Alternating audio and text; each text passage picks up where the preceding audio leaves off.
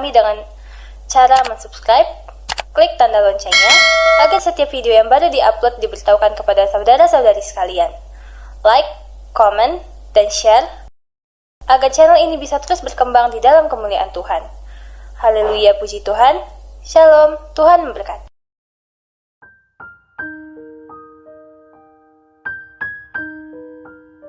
Shalom. Topik pembicaraan kita kali ini adalah banyaknya bukti Injil palsu. Sebelum kita masuk ke dalam topik pembicaraan, ada baiknya kita harus definisikan terlebih dahulu Injil itu apa, ya kan? Biar afdol, istilah anak zaman sekarang. Ada orang yang berpikir Injil itu adalah nama satu kitab. Jadi, kata Injil itu berasal dari kata Yunani, Evangelion, atau dalam bahasa Aram, Aongalion, yang artinya kabar baik, yang pada akhirnya menjadi bahasa Ethiopia menjadi Wangil, dan Wangil itu diucapkan dalam bahasa Arab dialek Mesir adalah Injil. Jadi Injil itu artinya berita sukacita. Jadi sebenarnya Injil itu bukan kitab. Dalam sejarah kekristenan itu tidak ada kitab yang turun dari langit diberikan pada Yesus. Tidak ada. Injil itu adalah kabar baik, berita baik. Kabar baik atau berita baik apa? Berita baik tentang karya keselamatan di dalam Yesus Kristus, dengan matinya di atas salib, bangkitnya dari kematian, naiknya ke surga. Itulah intinya Injil. Makanya inti Injil itulah yang awalnya diberitakan secara lisan dan kemudian dituliskan ke seluruh penjuru dunia. Bukan buku yang jadi awalnya atau buku yang turun dari langit. Nggak ada itu. Yesus tidak meninggalkan secoret pun tulisan yang berisi apapun, tetapi dia memberitakan dan ajarkan kepada para rasul. Coba kita perhatikan saja salah satunya di dalam Injil Lukas. Lukas 1 ayat 1 sampai 4. Yang di dalam pembukaannya ini Lukas mengatakan demikian. Theophilus yang mulia. Nah, di sini artinya Theophilus adalah salah satu anggota gerejanya. Dia mungkin salah seorang terpandang di situ, makanya disebut mulia. Banyak orang telah berusaha menyusun suatu berita. Jadi ada berita, beritanya mau disusun jadi tulisan tentang peristiwa-peristiwa yang telah terjadi di antara kita. Berita tentang apa?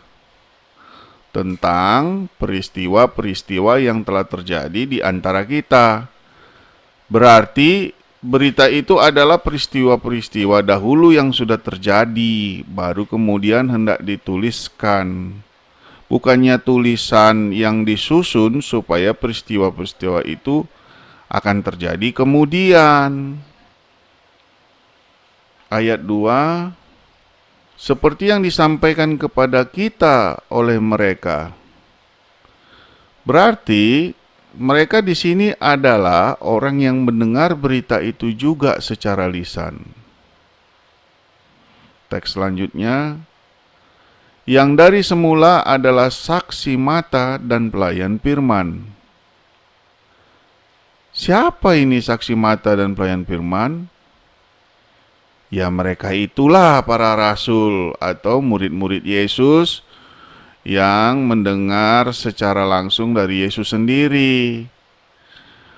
Mereka yang mengalami peristiwa-peristiwa itu, dan peristiwa-peristiwa tersebut akhirnya menjadi berita secara lisan yang kemudian berita lisan inilah yang akan disusun menjadi berita tulisan.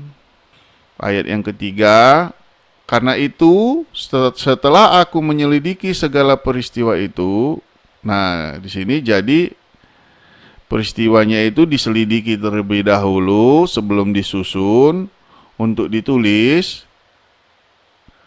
Kalau istilah akademiknya sekarang, dibuat dahulu penelitiannya gitu loh. Mungkin dia ketemu Bunda Maria, ketemu dengan Zakheus, ketemu dengan orang-orang yang mendengar berita peristiwa itu juga.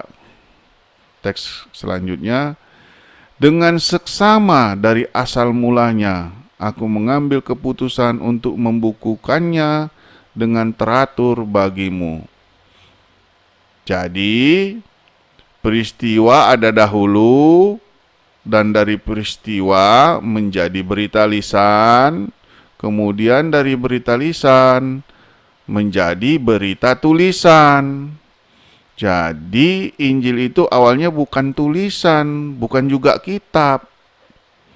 Injil itu adalah peristiwa-peristiwa tentang Yesus yang akhirnya menjadi berita lisan dan kemudian menjadi berita tulisan. 4. Supaya engkau dapat mengetahui bahwa segala sesuatu yang diajarkan kepadamu sungguh benar. Itulah sebabnya Paulus juga mengatakan di dalam 2 Tesalonika 2 ayat ke-15, coba kita baca ya. Ayat 15, sebab itu, berdirilah teguh dan berpeganglah pada ajaran-ajaran yang kamu terima dari kami. Maksudnya dari kami itu dari para rasul maksudnya. Baik secara lisan maupun secara tertulis. Jadi sumber berita Injil adalah lisan yang diajarkan dari mulut ke mulut, dari generasi satu ke generasi berikutnya, dan akhirnya menjadi tertulis, yang kemudian yang tertulis itu akhirnya dikanonkan menjadi kitab yang kita sebut kitab Perjanjian Baru.